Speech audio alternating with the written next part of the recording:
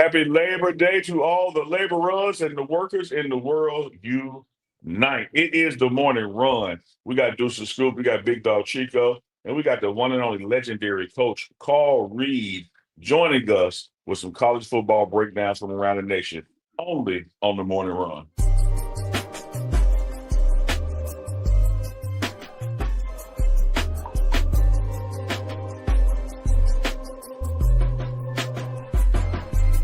Big 12, we were just small talking. I said, hey, we got to capture some of this. How you doing, Commish? It's great to be here. I love being back here in Boulder. Been here all day. Met with the chancellor, met with Rick George, walked the streets a little bit, engaged with fans. Everyone's excited for the season. I think part of that excitement is having this Deion Sanders coach team, Big 12, opening up against the ACC. 100%. You know, this week, we were just talking about it. Week one, a lot of out-of-conference games. And winning those games helps to change perception and helps to change the narrative. And I'm bullish. Yeah. Big games. And we got 5 big games this week. This obviously is a big one here on ESPN. We've got Utah at UCLA. We've got the Baylor-Auburn game later this evening. Sunday, you know, we conclude the holiday weekend, TCU at University of North Carolina. So big games for this conference. This conference is wide open, but I'm bullish on what we can do this year. Speaking of being wide open, I love the parity in this conference. There's no one or two guys running away from it, and then the rest of the conference, everybody has a shot. And I think that creates more interest in our games. 100%. Parity is good. And we've got about 10 schools that I think receive votes to be in the top 25 this year. More so than any conference in America. That being said, at some point in time, you want some of the schools to become outlier schools, to be part of that national conversation week in and week out, and I think we'll get there. But right now, deepest conference in America for sure. Every game matters. You know, last year in the fourth quarter, we led the country in lead changes, okay? That shows the parity. It keeps people engaged throughout the game because anything can happen. Sure. I expect the same thing this year. There's nothing like eyeballs in front of that television set, and that's what they want. And if you got lead changes in the fourth quarter, no one's changing the channel. You know, 100%. It's drama every week. You know, this week also, in addition to ESPN and Fox being part of the Big 12 family, we welcome TNT into the family. So we got 3 of the biggest TV partners promoting, marketing the Big 12 like never before. So we're embracing it, and I expect a great season. Well, if everything takes place the way you're describing it, we're going to reach a situation where it's not just the Big 12 winner that gets in. We could have another team considered. Listen, I want to have 2+. I mean, last year we had 1. The conference championship game, obviously Arizona State won it. They got into the CFP, and they were a great story last year. But I'm happy, but I'm not satisfied. And I want more, and I think we want more as a conference. And the goal this year is to get 2 into the 12-team format. Appreciate your time, Commissioner. Love the suit. Love what you bring to the table. Thank you. We had Rick George on our show last week, and I said, look, we got this perfect storm of Deion Sanders, Big 12 Commissioner, and you. We got to keep it together. Absolutely, 100%. Thank you. My friend, All good right, to see you, man. brother. Appreciate that time. Thank you. Yes, sir. Was Commissioner Brett Yormark, Big 12 Commissioner. And guess what, Dukes? Guess what, Chico? Yo.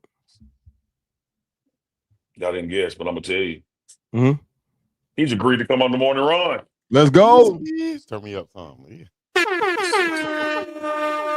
Shout out to the committee, man. Shout out to everybody checking in with us on the morning run right here on Labor Day. Labor means work, is what my coaches tell us. So we here to work for you guys. Appreciate y'all joining in. Hit the like, subscribe. Let us know where you're checking in from. City, country, state, and everything else. Duke the Scoop, Big Dog Chico, Uncle Neely, and as we always say, Duke's coming in from the East Coast. He hit his inhaler already.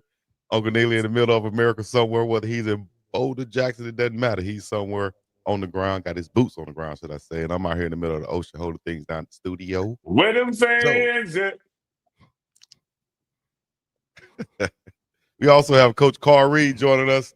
In a few seconds, we're going to go through everything that went down this first week of college football. A lot of shockers, a lot of upsets, a lot of newsworthy type things to talk about. So we'll get right into it as we bring Coach Reed on. But first of all, good morning to you guys, fellas. What's happening? What's up, Project Chico? All good. How you doing? Yeah. Yeah. I'm going to take Dukes. You a wagering man. You like a good wager. You like good odds when you see them. For sure. You know how to look at the over under, look at the spreads. I'm gonna take PC over TP by 3. Man, I'm a hammer those odds. Because today, this morning in pre-production, I saw Chico transform into somebody that I don't think nobody want to mess with. No, And he said today no, ain't today. no. Tyler Perry Chico has surrendered to Project Chico. And Look Project at him. Chico is the winner. Well, at least Project Chico in his absence can hit the button and bring on Coach Carl Reed for us. Hey, Chico said today ain't today, man.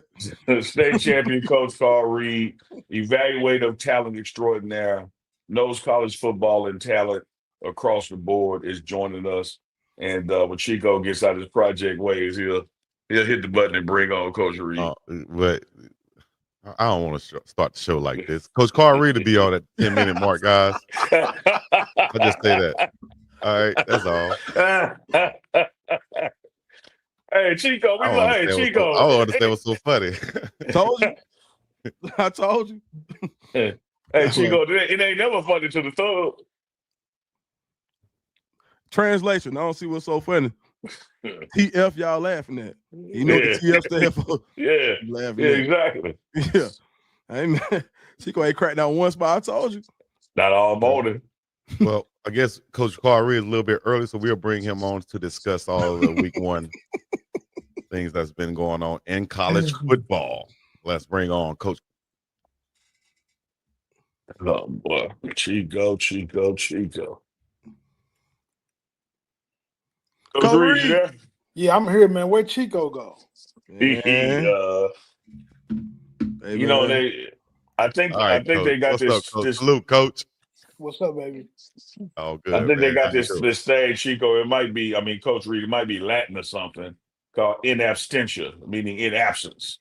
So Chico might be in absence a couple of times throughout the show.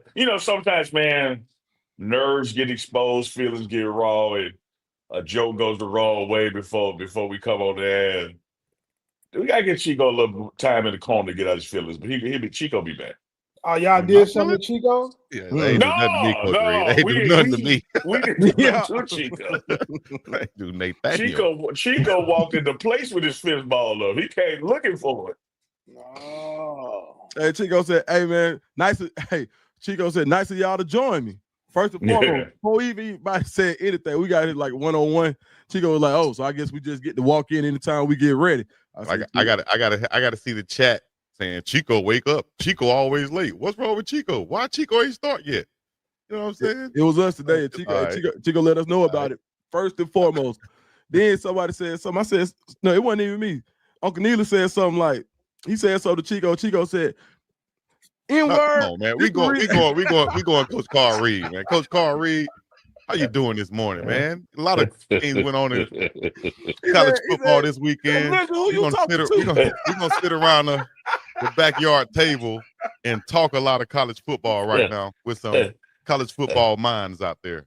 So, Well, Coach Reed, the family reunion can't start until all the cousins get what they got to say off their chest.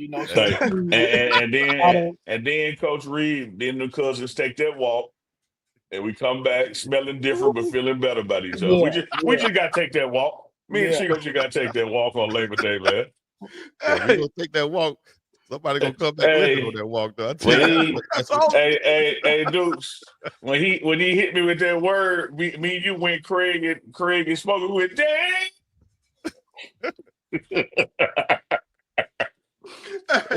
Hey, I said, Chico, what's wrong? He said, today, dude. Y'all so wild, man. But have we lied? Coach Reed, what's up, man?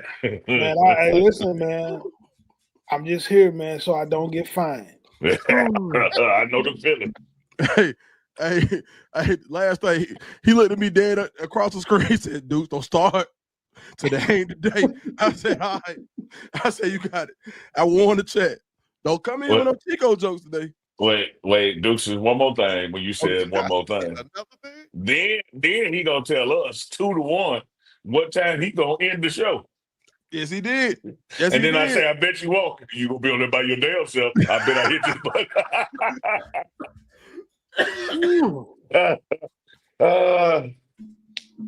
I'm finna send Chico a super chat. Coach Carl Reed, truly college football is underway. We had week 1 this past weekend, going into a Labor Day, still finishing that up with a holiday game or two. But before we dig into Colorado, Georgia Tech, talk to us about just the overall atmosphere of week 1, particularly some of the things that you saw take place in that top 10. Well, a couple of things. Number one, what you're starting to see is slow starts from teams because teams are unfamiliar with each other. This is what happens when you have the transfer portal and when you continuously have so many new guys joining rosters. It takes a while for the timing to get together. It takes a while for guys to get used to playing with each other because we got to remember college football is the only sport in the country that doesn't have a preseason. So you going out there, you playing highly competitive games right away. Timing is off from some quarterbacks. Defensively, some teams are off schematically, and it takes some time over the course of the season. You won't see guys until week 4 or 5 really starting to click. And because of the structure now of the playoffs, you don't have to go undefeated to be in the mix for the playoffs anymore. So some slow starts for some teams. I try not to get too high or too low after week 1, but guys definitely have some things that they need to address in their locker rooms and in their schemes and in their coaches meets this week. Yeah, absolutely, Coach. There are a lot of, as you said, highs and lows, ebbs and flows, a lot of justifications and a lot of excuses that can be made for week 1 performances across the board in general. And when you look at this Colorado hosting Georgia Tech for his season opener, Coach Prime has now been a collegiate coach for 6 opening weekends, 6 years, and this is his first loss for a season opener. Talk to us about what you saw in that Georgia Tech Colorado matchup. Well, Colorado had plenty of opportunities to win the game, Neely, especially when, they had 3 turnovers very early in the game, and you got to do a better job at converting those turnovers into points. It was a time when we were up 7-0, but it would have been better to be up 21-0 or at least 17-0 because a team like Georgia Tech who wants to run the ball the way that they run the ball, if you go up 2 touchdowns, if you go up 3 touchdowns or 3 scores, you put a tremendous amount of pressure on them to play a style that they don't want to play. So first thing is capitalizing on the turnover game. Georgia Tech wants to run the ball, and if you allow them to get in the groove where they're running the ball, it puts a lot of pressure on you. But offensively, I think the biggest transition for any coaching staff is when you change from one quarterback to the next and they have a different style of play. Obviously, we know Shador is a guy who throws the ball, who can make every throw. Salter does not have a similar skill set. He's more of a runner. And so instead of doing a lot of RPOs, which are run pass options, with a guy like Salter, you got to do more RROs, which is run options, where instead of just doing basic zone read, which is pretty easy for guys to defend because everybody does that now.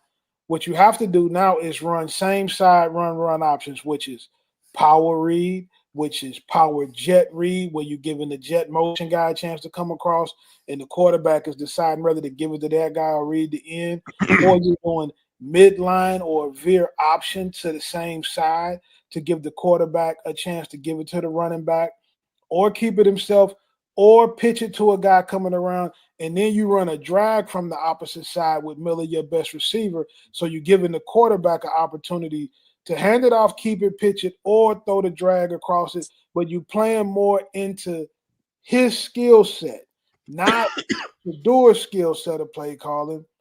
this guy's skill set in terms of the way that you want to run the ball. So I think that it's just a schematic tweak that has to be made if you're going to go with Salters as the quarterback, and you have to give him the opportunity to read and make some dual read stuff.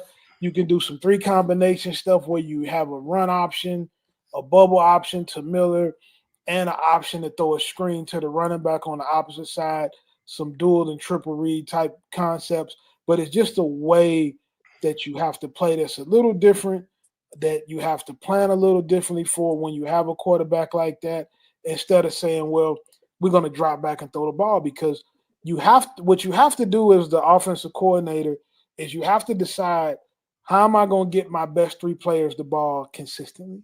I got to get my best three players the ball 80% of the time, right? Mhm. And so whatever plays or whatever packages I need to have to get those guys the ball, I have to be willing to change, adapt, shift, repackage some things in order to do that. I can't just stay into a lot of offensive coordinators stay into a mindset or a series of plays that they're used to running, but it doesn't always fit the players on the field. So I think those tweaks have to be made. If your plan is to go forward with Salter as the quarterback. Yeah, I love that, Coach. And before we go to Dukes, I want to start your first point first about not capitalize off three turnovers. I spoke with Coach Prime about that as we did our walk and talk going into the half.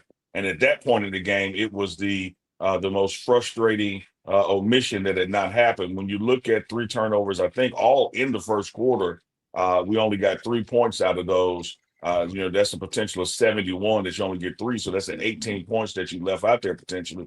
And if you do that, you're exactly right. It changes the way G-Tech has to manage the game clock. Now they can't just, run the ball because you don't have time to come back. You got to go to the air. And that's where you wanted their quarterback. Having said that, Coach, I think when you watch the game, there's so many woulda, coulda, shoulda, so many small things here and there that still would have made the difference in the game if they get cleaned up. An overthrown pass by Salter, an untimely penalty here, giving up a big run on late in the series when the team was behind the chains. There's so much out there that other than special teams, there's enough cleanup or enough blame to go around the table. Yeah, I agree. I think Coach Reed he froze. No, I'm here. No, he moving. Okay. Hey, Coach, I was gonna ask you. After watching the slate of college football this weekend, sometimes you can have a quality loss, and I'm wondering, do you think this Georgia Tech loss, when it comes to the selections committee in November, based on what we've seen from the ACC, you saw Miami come out with a big win.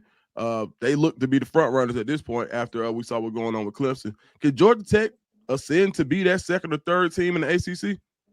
They could be, but you would, in order for it to count as a quality loss, Georgia Tech would have to, number one, keep winning, and you would need them to beat a Miami or a Clemson, right? Mm-hmm. For you to be able to use that for yourself down the stretch. The big thing that Colorado has to do, if they want to be in the playoffs, you got to win the Big 12 or be in the Big 12 championship game, because it looks like the Big 12 will get two teams in, right? Mm-hmm. So you got to be one of those two teams. So you got to be playing for the championship on the last weekend. That makes a lot of sense. If I could to ask you one more question. There was a lot made about Coach Prime and Colorado as far as clock management on that last drive. I saw what Coach Prime was saying, especially when you got out of bounds on that second one. If there was anything that you could do that you probably is there anything you would have done differently? If so, what I would have done in that situation is you throw the ball more to the sideline, but I think that you also are hamstrung by the calls that you can make because you don't have the throwing game in the way Mm-hmm. that you wanted to. So when you go in a 2-minute drill, or anytime you're in the end of the game, you want to do two things. You want to either throw the ball from the hashes to the sideline so you can get out of bounds, or if you have timeouts, you want to be able to utilize the deep middle of the field. So you could throw double digs, meaning, you run one guy under the safety and one guy over the top of the safety, if you can make that throw, and that's the best way to utilize your timeouts. But you can't throw double digs because of the way the passing game is set up, or a double post, or anything to where you're throwing the ball over the deep middle part of the field. So that can kind of stress you out in terms of how you want to utilize, timeouts or what you would normally do in a 2-minute drill. So what you have to do if you have a quarterback that's not a great passer is you have to be in the lead, and you have to be able to control the game down the stretch. I remember, Neely, you'll remember this player. You probably will too. Dukes, I coached a kid in high school named Aquil Glass who ended up playing quarterback at Alabama A&M. He was the player of the year in the SWAC. And when we had him, we threw the ball all over the place, very similar to what they did with Shador. When he graduated, we went to more of a wing T option style running system, and we won the state championship playing that way as well.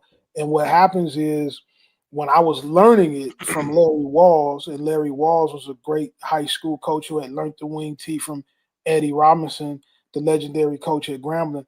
And I say, Coach Walls, the only thing that makes me nervous is if we get behind, right?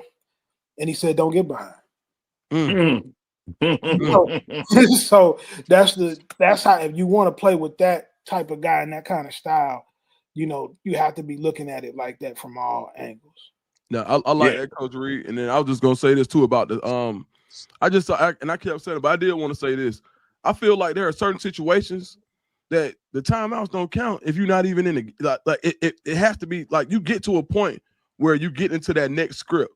But if you don't get to that point, they don't matter anyway. You get what I'm saying? It's like there's a point in the script that you have to get to in order to utilize those timeouts. And I know and it's easier for us on this side of it to say, oh, well, that was like, you don't know what the script was in that point. We just thought from this side. And sometimes when you get in that script and things go left, there's no, like, what's the point?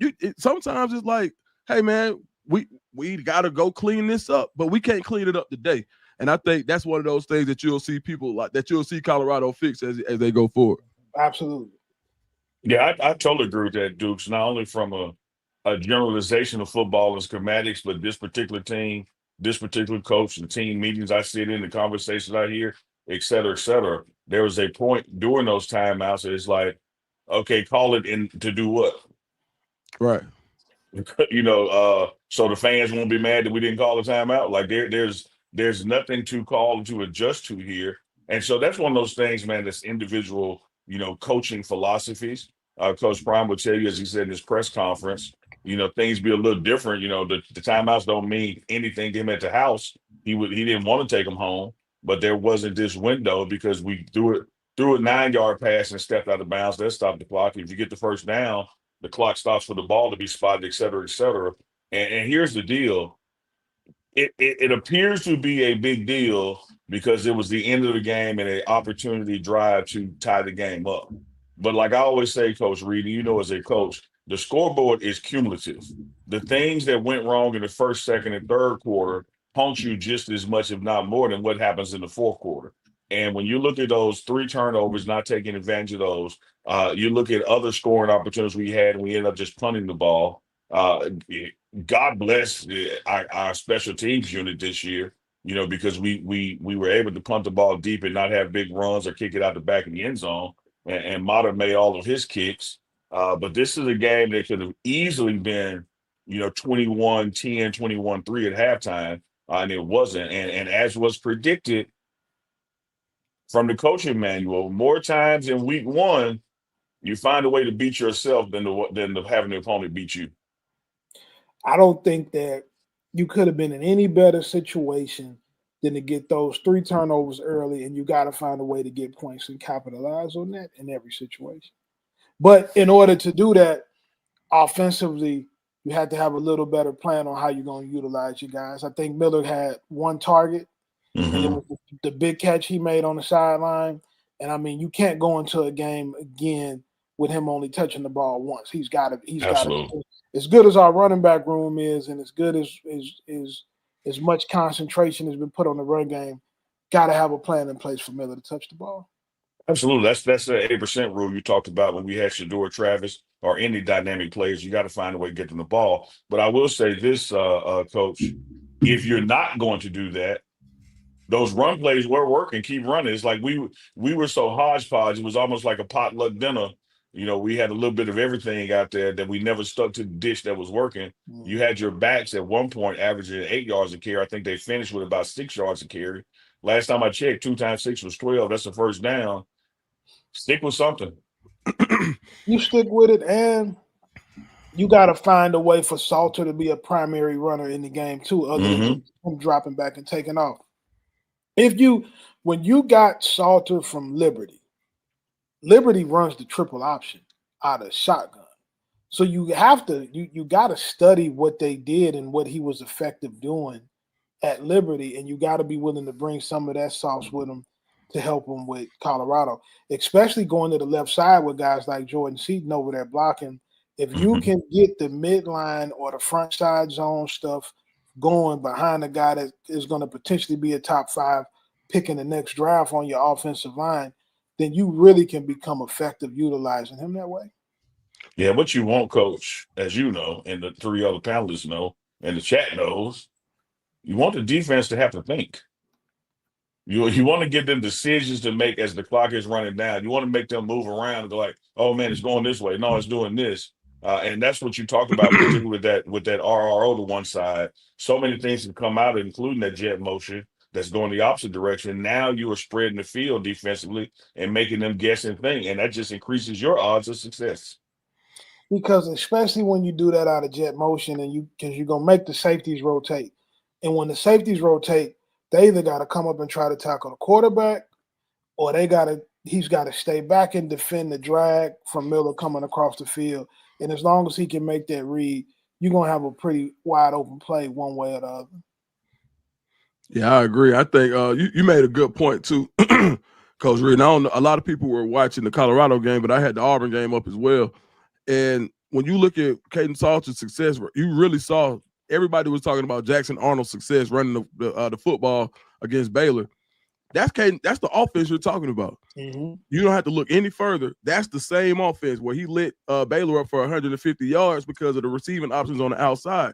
That's the same reason why we were getting, or Colorado was getting 6 yards a pop, because you have to respect the perimeter threats. So from that point, when you go back and look at it, it's easy to be a Monday morning quarterback, but since we're here, when you go look, I think there was about 65 to 70% of first down plays were passes. And when they ran it on first down, more than not, they were successful. And it's all about, just like you said, when you bring the safety down, how much easier is it to get that one-on-one coverage with a guy like Omarion Miller or Draylon, you name it, 1 through 8. You got to force it down. And you look at that offense, what Auburn did, as well as what Gus Malzahn did for Florida State against Alabama yesterday. That's kind of what you want to go back and how you need to use Salter if he's going to be the quarterback. Mm-hmm. I like what you said about having Salter as a primary runner, and 2 problems I had with some of the play calls as far as trying to run a quarterback sneak with Salter. I don't think he's that type of running quarterback, like a power type running quarterback. If that's the case, if you want to try to go right up the middle, turn around and hand it to your power running back. You have 2 or 3 of them back there. Turn around and hand it to them. For Salter to run, I would like to see him on the outside runs, a lot of rollouts, designed like that. We saw what's his name, Haynes King, do some of those things this past week. A lot of those things were power runs, though, with Haynes King. And I think that Salter would be best fit to go outside. And like you said, we have to take those shots to those big wide receivers. Marion Miller and Sincere Brown has to get those jump balls deep down the field at some point in the ball game. So I think we really need an identity on offense. Whatever that is, Coach Pat Shermer, I think you have 2 weeks to really hone in on that versus Wyoming and Delaware, and we should see a huge improvement from the offensive standpoint this week coming up. Yes, it'll be Delaware first, then Houston, then Wyoming. Okay, well there you go, Delaware, Houston fit right up in there too, and then Wyoming. Mm-hmm. So you have 3 weeks to get right. They got 3 days, 2 days. Hey, get it right. It's got to be now. This one thing about it. Now, all of us have spent some time with Coach Brown. You saw that look in his eyes. If it doesn't get corrected, and I'm not trying to fire nobody, I ain't trying to say nothing. But one thing we do know, you don't have 3 games in the Big 12 when you got something to do. You don't have 3 games to get it right. Like that was your one. You got What's your No, stand, Duke? I think both of y'all are right. Chico is right in the sense that these next 3 games, only one of them is a Big 12 game, which is Houston. And so, as your goal is to go to the Big 12 championship and win it, Georgia Tech does not derail that. Houston could derail it. So you got Delaware to get things fixed and go to Houston and win that game. And I think Dukes is also right. Historically speaking, my 6 football season, Coach Prime, I've seen him make position changes when we were winning and blowing people out because he didn't think it was dominant enough. And so you never know what's going to happen in that regard as a highly motivated head coach, a guy with a high bar, a high standard, a guy who knows the talent that we have on offense and defense. And we underachieved in that regard.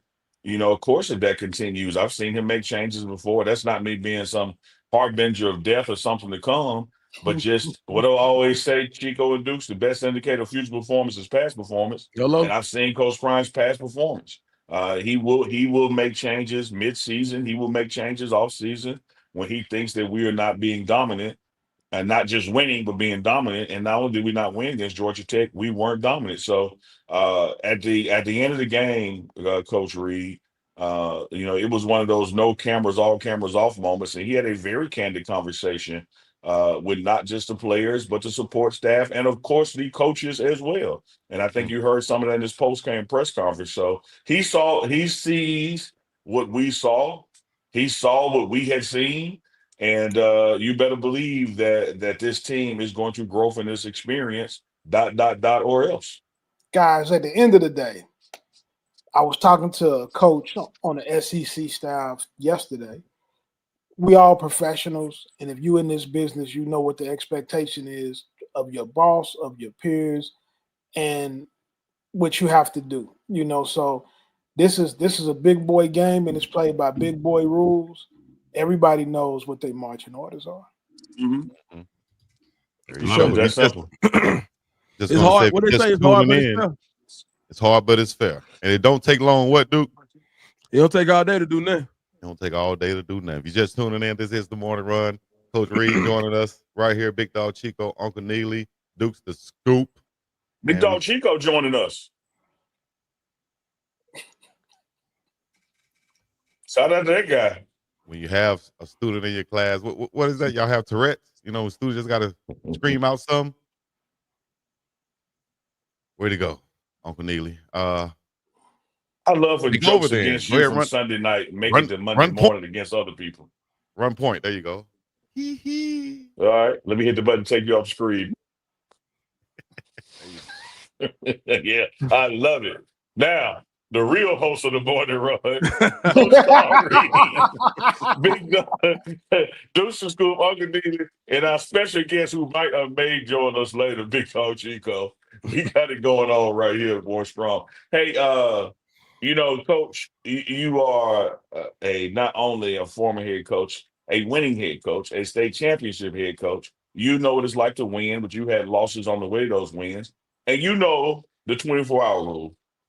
24 hours, we flush it, we go to the next opponent. When we look at here's an opportunity for another home game coming in, not looking past anywhere or anybody, everybody has a weight room with 45-pound plates in it. But Delaware is coming in down a conference when you talk about what Colorado brings to the table.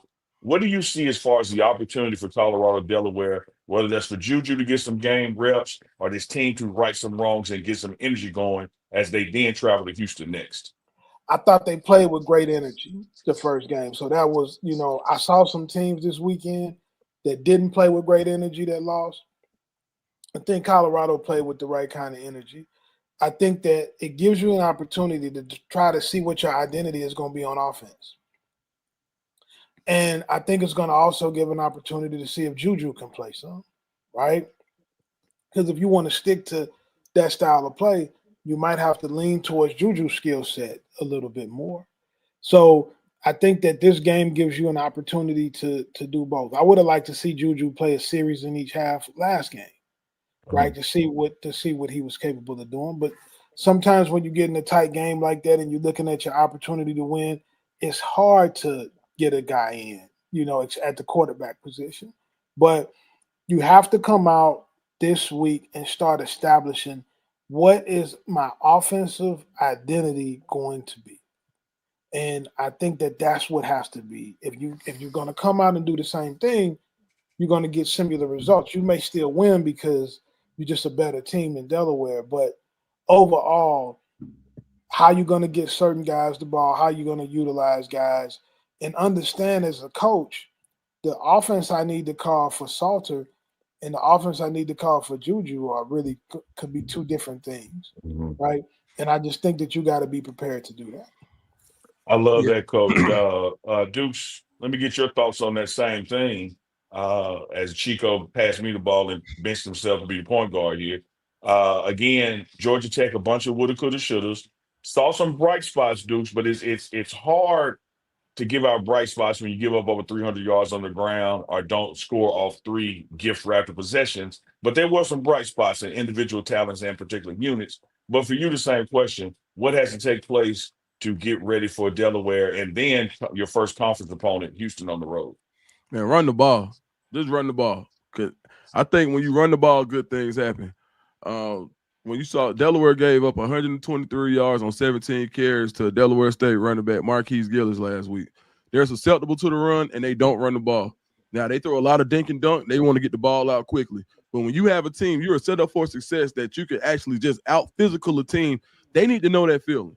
I think it's time for Colorado to out physical somebody as dominant as they were when they did run the ball. If you can average 6 yards a pop when you go to the running backs, like when you look at the averages and I mean the stats, you can go to the box score, you'll see it. It wasn't hard to see.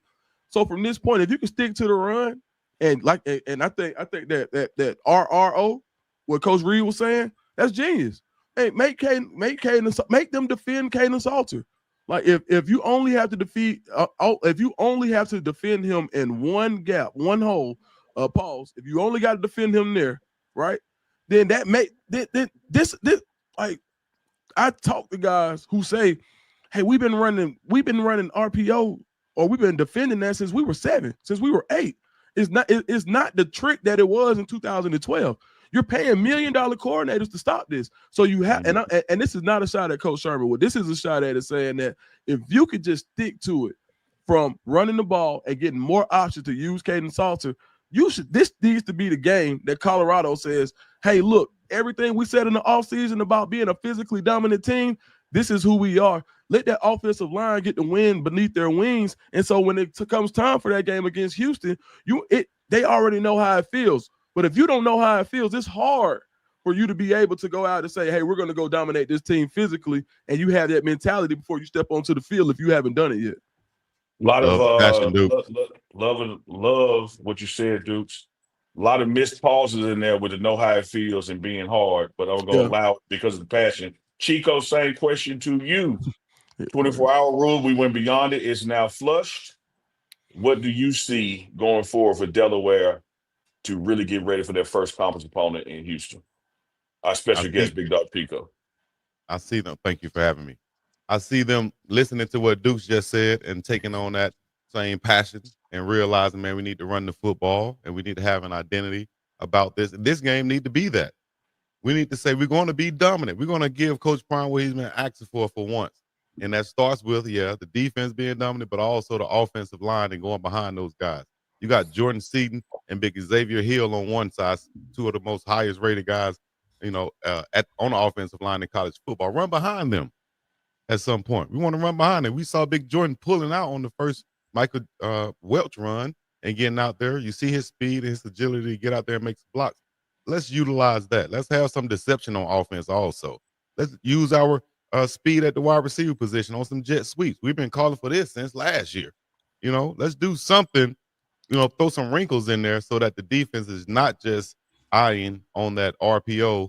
And like Duke said, they have defensive coordinators that's ready for that and been paid to stop that. So you have to put some wrinkles in there and switch things up. This is not pro football where you have to you think you're just going to run these things and it's going to work out here constantly. Nah, man, we got to switch it up, right? And run the football in different ways and have some deception in the backfield so you can have those fast flowing linebackers flowing, and then you hitting them on the backside right there, and then with the play action. So that's what we need to do. And then, yeah, you're going to flush that loss, 24-hour rule. You're already back to work. You're already preparing for the next team. You can let that go. You have a short memory, and you're looking forward to Delaware and to beat the brakes off of them and to go into conference play, on a high note. That's it. Yeah, that was a long that's it, but I'll allow it. I love all that, fellas. I'm going to go back to what I've said. Chico, I'll here be comes the wrong if high I did five that. moment. I don't Here want no comes the high high five. five moment, Chico. Here comes Don't the worry high about it. five moment. Here comes Don't the worry high about that. five moment, Chico. I'm gonna keep saying this, you black ass. Shut up. Here comes the high Don't worry five about moment. it. Here But don't comes the worry high about it. five moment. Here I comes bet the you high stop before I five do. moment. I bet you Anyway, will go before ahead, I dog. do. Go Here ahead, comes dog. the high Go ahead. five moment. Here comes the high That's a five lie. moment. Devin, All it's a lie. summer long, we've been together. All summer long, Coach Reed, we have talked about the deficiencies of last year's team. Those same deficiencies reared its ugly head in this game. And it simply is for me. One, we have to stop the run. And I don't care who's running, the quarterback or the running back. We've got to stop the run. Two, we have got to demonstrate that we can run the ball successfully and continuously.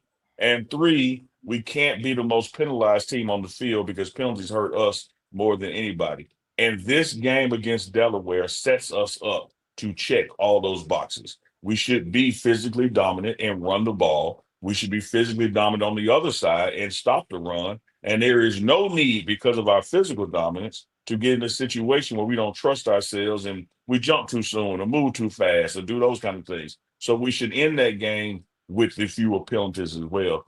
And if we continue, and which that does is create an identity, as the three of you are saying, we continue to do that. Let Salter know, continue to remind him when he's in the game. We knew you were a dual threat when we brought you over here. You don't have to prove to us you can pass every time. When you see it, go. And then we had those pass opportunities. We got the deepest wide receiver room in the nation. Let's get those guys the ball. You do all those things. If you check 4 out of 5 of those boxes, Coach Reed, you not only win, you win in a dominant fashion. And that's what you had to do, Neither. I think you're absolutely right. And if you look at championship level football, high school level, college level, pro level, every team that wins championships can run the ball and stop the run. You can't win a championship without those two things. Run the ball, stop the run, and have solid special teams play. That's the formula for winning championships. And that is right there. That is in reach. That's in grass. Like I said, Dukes, it's hard to, when you look at that box score, some of those stats, to give out some stickers to some guys or shout out to some guys, because overall as a unit, a defensive line, linebackers, or the entire defense, we gave up far too many yards. But I love what I saw from the linebacker play. I love what I saw from those individual defensive linemen. I love what I saw from DJ McKinney individually back there in his coverage. Same thing on the offensive side. Look how we're not complaining about this offensive line play. We gave up 1 sack, and that was late in the game, kind of a gimme gift wrap. But the quarterback was able to stay upright, the whole game, something that hadn't happened in 2 years. And so we have some success spots to build off of and to harness and get that synergy and go like, okay, if we're going to have Jordan Seaton over there, let's go that way because we see what he does to his opponent. So I think that we got enough bright spots, Dukes, where it's like not all is lost. This wasn't some 56-0 blowout or something. We were in this game, should have won this game, and that should give you a lot of confidence going forward in and of itself. When you play Georgia Tech, it's basically like running. It's like you playing a wishbone offense. And anytime, if you go back in the day and you remember, let's go back to little. Let's take it all the way back to. Let's go back to Little League. When you play a wishbone offense, you got to remember those keys for a week, and you got to forget them the next week, and you got to get back to regular football. If you look at all the eye candy that they gave, like the gap discipline, when you give up that many yards, some of that was just straight schematic. It wasn't body on body. It was based like, hey, look, this is what I've been taught to do. I'm going against my football IQ in this moment because this doesn't make sense. When you have that quick equation that you got to do when you're on that football field that says, hey, guard going this way, that means the run going this way, and then they run counter when the guard pulls opposite, that's confusing. And I'm not making excuses for the defense, but I'm saying you got to flush that game and pull it out again once it's needed. Because at this point, that's not how people run the ball on a consistent basis. It's just the truth. And if No, you it is. but kudos to Georgia Tech for staying with it. They ran the ball when the average person would have passed the ball in some of those situations. They ran it. They stuck with what they didn't force Haynes King to go be Joe Hamilton. They ran the ball. So at this point, even in 4-minute drill, 4-minute offense, what did they do? Ran the ball in 4 minutes. And for Colorado to give up 300 yards of rushing and still have an opportunity to win the game at the end with a minute left, I think that says a lot about the potential of this team. I'm not just trying to, I'm not sunshine pumping. I'm just telling the truth. If you give up 300 yards to a team like Georgia Tech, you're supposed to lose. Yeah. That's what badly.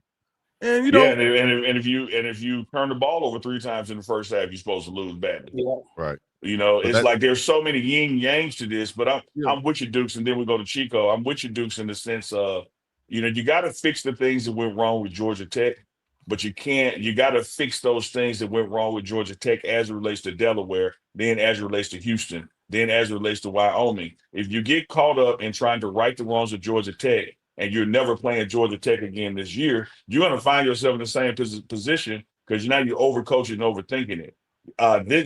That matchup that you had there, the way that game was managed, although Coach Reed, your opponent, will look at what other people do successfully against you and try to mimic it, they got to have the skill set to mimic it. They got to have the personnel to mimic it. And you're not likely to run into that same kind of quarterback run operation again, maybe once more this year. So the focus for me, man, is on Delaware being dominant, winning that game, and then taking that momentum into Houston for the same dominant fashion.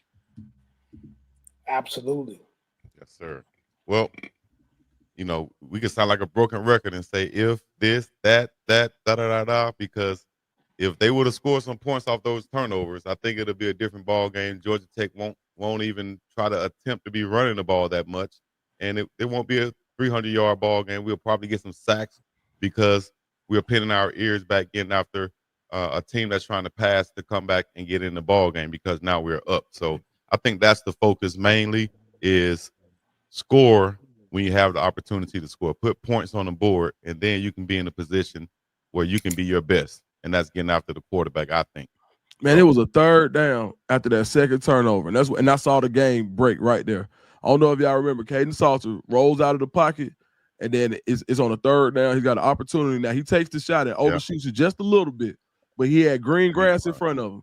If he takes that 1st down and just takes and just uses the green grass, that right there in that moment, I said to myself, I said, damn, if I was betting, I would go ahead and put some money on the other team because that's one of those game breakers that you see and you can say, okay, they gonna wish they had that one back at the end of the game.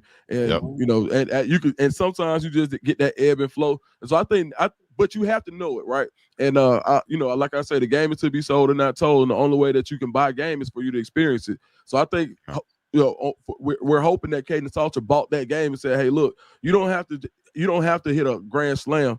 You could a single. 4 singles count the same amount as a home run.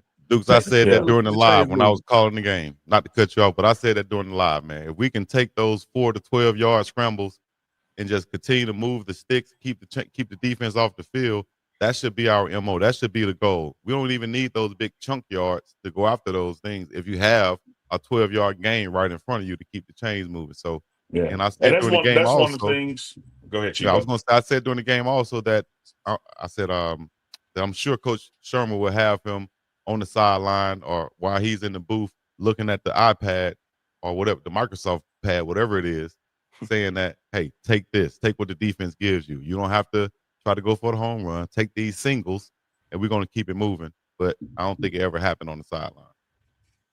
You'd be wrong about that, but it does happen. It did happen. One thing we got to recognize is that Caden Salter is going to recognize those missed opportunities. The one you spoke about, Dukes. You know how Coach Reed, offensive linemen prefer to run block. That's where they really get their jollies going. Like, I want to power somebody over instead of backing up. Quarterbacks, particularly from that 20 or 30-yard mark he was at, I want to throw a touchdown pass instead of run for one, particularly when everybody says all I do is run anyway.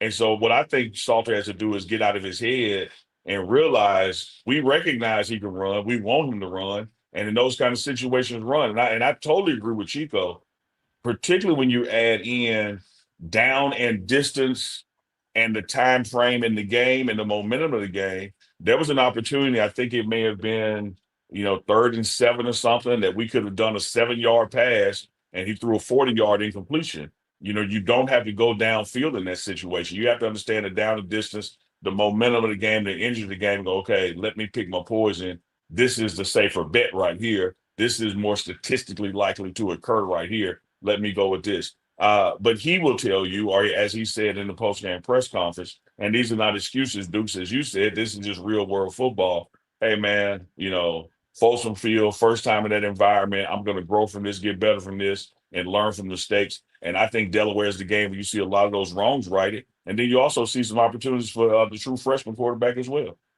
Coach Reed? Hey, man. I think we definitely going to see some of Juju this week. I think we'll definitely see some of Juju. I know that he's done some good things in practice. And in addition to that, he still has to catch up with what they want to do from a complete scheme standpoint. But I think that you just give guys packages of things that they can do really well. And like we've talked about Salter ad nauseum to this point, you put Salter in a position where he can do what he does best. Dukes, you right, that third down when he could have ran for the first down and he threw it, that was crippling in that drive. But those are the things that you got to work through. Yeah, I think it gets sorted out. I absolutely do. Absolutely.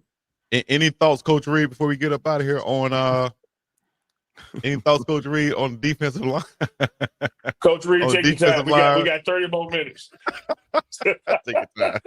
Coach Reed, any thoughts on the defensive line rotation? I made a point in the game, and this is why I'm asking you this question, because if you look at the roster, I see we have about 8 D tackles, and that's on the roster, but I see us using like 2 at a time in the game.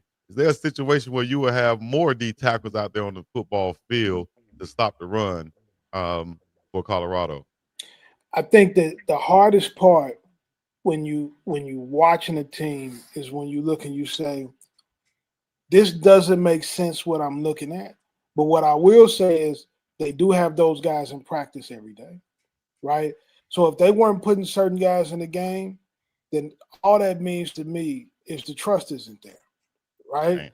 So for me to play you, I have to trust that you can do your alignment, your assignment, and that you're going to put towards the effort and energy I need to.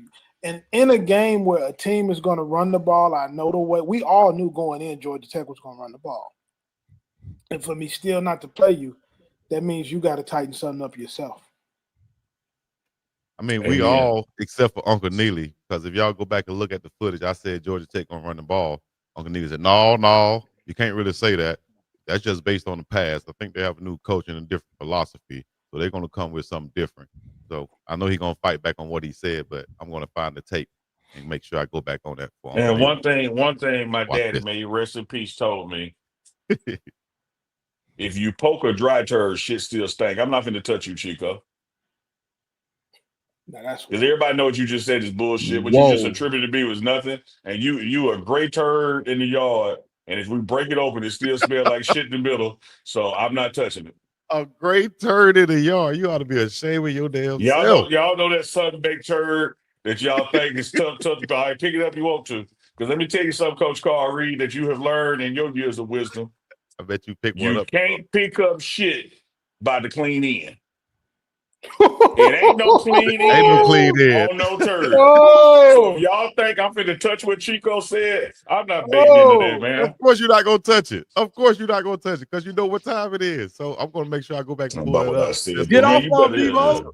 Just for Uncle Neely. He did. I was like, damn. I'm here at the right time today. I'm here at the right time. That's right, Coach Reed. We appreciate Let me tell you what he did, Coach Reed. What he tried to do. Here we go again. Is I told him he wasn't gonna end the show 5 minutes early, so he tried to make me want to get off. So he hit that button. 5 minutes early. No, Oh, Chico, hit that super chat too, Chico.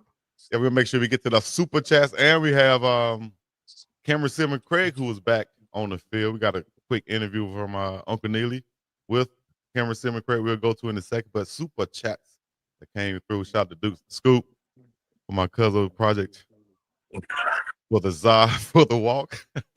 That's for you, Chico. I bet. Cash app me so I can get some now. Man, Chico, know I love Project It's Za Chico. for I the love walk. Tyler Perry Chico. I love Church Busted Window Chico. I love Tourette's Chico. I love Kate Reed Well Chico. Every Chico that exists in the multiverse, I got love for. Sugar Bear Unk. Dukes, do you think it was more about the play calling or missed opportunities about the players? I just think I think it's a team effort when you win. I think it's a team effort when you lose. I'm gonna leave it at that. Good answer. Big O Mike, they have to be balanced and rhythm on the offense. The play calling had no rhythm and flow, Big Mike said. Appreciate you for the support, Big Mike. Big Mike, having things. Y'all remember that? Oh man, having things for my jam coach Carl Reed. Yeah. Shout out to Big Mike, man. Big Mike. Appreciate you too, Miss Dawn Duncan. We'll make sure we get him up out of there. All right. Let me see here. Now I'm gonna go bump having things right now, man. About to go put on your little hat right now. Coach Reed, let them know where they can find you at, man. Or you want to, you know what? We're not going to end the show right now. How about that? We're not going to end it right now. What we're going to do is this. We're going to ask you about,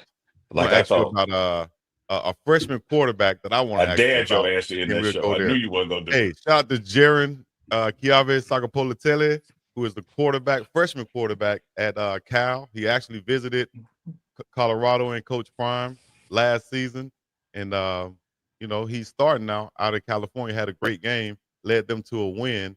What do you think about him and also the freshman quarterback at Ohio State getting some wins this weekend? Well, I'm going to tell you, the kid at Cal was special. I liked him a lot coming out of high school. I didn't get a chance to see his game this weekend, but I was not surprised that they named him the starter at Cal as they're trying to turn the program around. On Julian saying at Ohio State, I mean, what a big win they had over Texas, right? But that game came down to defense, two elite defenses. And Ohio State made one more play offensively than Texas did. You know, Texas had some opportunities, and everybody was really critical of Arch after the game. But when you think about Ohio State having Matt Patricia as the defensive coordinator, a guy that's won 3 Super Bowls as a defensive coordinator, and I know people criticize him for what he did as during his tenure as the head coach of the Lions, but one of the greatest defensive minds, and he's used to going against Roethlisberger and Aaron Rodgers and Peyton Manning and those kind of guys. He's going to give a young kid like Arch Manning a ton of problems, especially when he has a generational talent at safety like Caleb Downs, where he can really change the numbers in their favor. I just think that he put something on Arch's mind.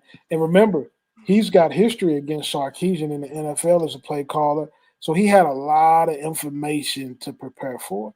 So I think, to answer your question, I think Julian Saying on the other side for Ohio State did some good things. But remember, Jeremiah Smith, Texas really took him out of the game as well. That's 2 games in a row that Jeremiah Smith has not played well against Texas. So defensively, they did some great things too. I don't think either quarterback made a huge impact in that game, but Ohio State made 1 or 2 more plays when it counted.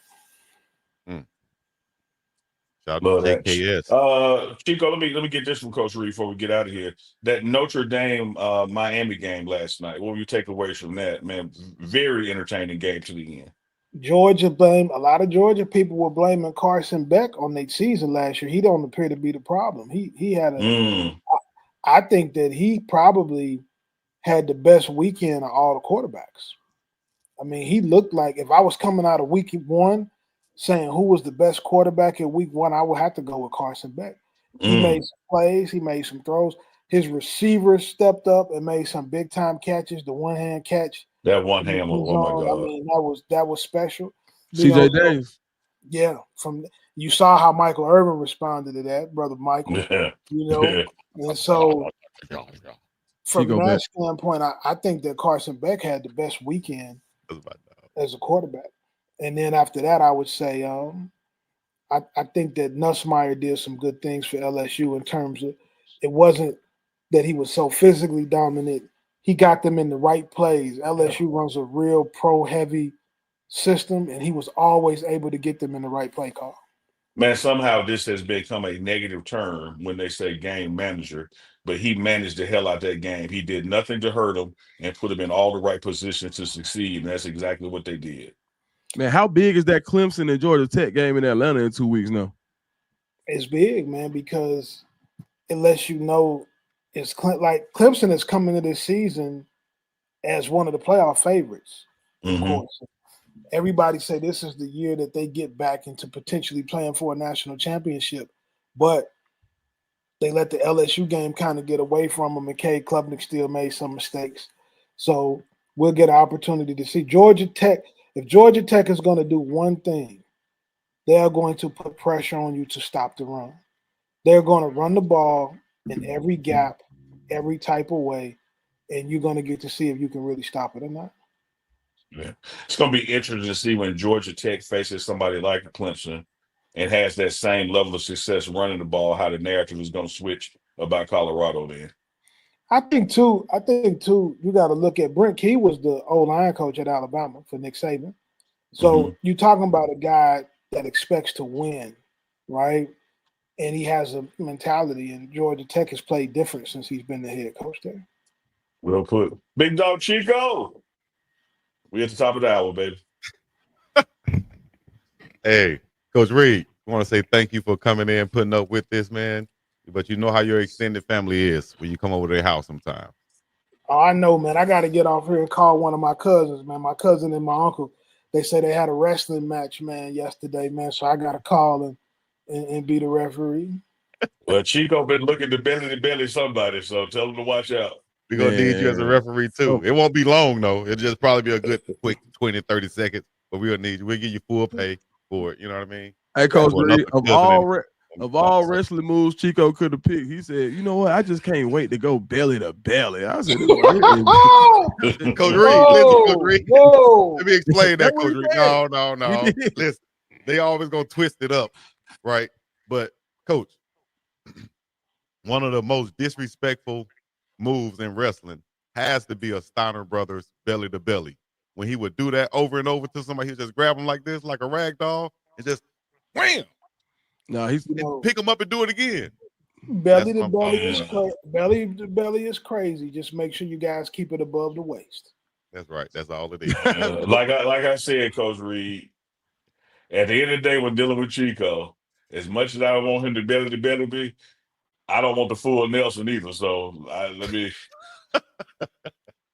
Hey, man, it's crazy, man. Let me get up out of here, man. Thank you for joining us, Coach Reed. All right, guys. We're going to let you go as we try to land this plane. Oh, yeah, real quick, man. And for people that don't know, Delaware is no longer an FCS team. They're an FBS team now. Yeah. Yes, they are. Yeah. All right, y'all. Be good. Right. Yes, sir. Appreciate that. All right. For the Frontier Airlines, Spirit Airlines, Delta, Hawaiian Airlines, Alaskan, whatever you want to call it, until they call us, we're going to call it all of them. While we try to. Well, if you keep calling all of them for free, why would they pay? Because they can get it exclusively with the name across the bottom and logo on the screen. It's a little bit different. That's why they would pay. But this is the code that's showing the internet that they could find. You feel me? That's why they'll pay. That's why. Go ahead, Chico. You got two good-looking brothers and their uncle on the show. That's why they would pay. Hey, man, Chico, because it's edutainment. That's why they would pay. That's all good. I bet we did end that show in 55 minutes, like you said. Hey man, hey man. I bet because of I got my hand on the button and I can push it. I already won. I told your black ass you wasn't gonna end that show. I told you I was gonna end it at the time I wanted to end it. Nah. Shout out to everybody in the chat. We appreciate y'all. Y'all know what it is. It's the biggest dog. Like the great hip hop song said, I said, I bet you won't. All right, watch this. Bloop. I bet you won't say nothing else. Let's try it. Say something. Say something. Unmute. All right, man. Y'all know what to do, mute man. me. This is the biggest dog, Chico. Craig interview and let's get out of here, man. Ending on from the pineapple to the big apple, as I had to mute Neely right there. Had to mute him again. Man, you so silly, man. We're going to get up out of here, man. Thank y'all for coming out. God bless you. Have a great day from the pineapple to the big apple. This is the Morning Run. Back in Folsom Field, how's it feel, man? Oh man, it feels amazing. I feel like I'm at home. You Yeah. know what I'm saying? You know, you've been going on a long road trip, you just ready to get home. Yeah. I feel like I've been ready to get home. Man, one of the things people been dying to know out there, how close was the Colorado experience to the NFL experience and getting you guys ready for what you're gonna see and do at camp? I mean, it's preparing us for sure. I mean, you talk to any of the Colorado guys and we see what's going on around the league, man. We be like, oh, we heard this before. Like we knew this was coming. We know how to overcome a lot of things that other guys is not just used to in the league. So that's all a lot of us sticking around, as you can see. So Yeah, a lot sticking around, man. Looking forward to the impact it's gonna make. What's next for you? How are you keeping yourself going, etc.? I signed to the practice squad at Jacksonville and get an opportunity to become active week to week. Just grinding every week and learning my role on a new team. I think they're calling you up right now. Yeah, learning my role on a different team. I mean, I was the leader here, the guy here on the defense. Now I gotta learn how to be the practice guy and help the team get better every week and use my role through Tuesday through Saturday to help the team be better so we can go out and be successful on Sunday. Hey, man, speaking of your role on this team, somebody's going to inherit that tonight. What are you looking for as a secondary?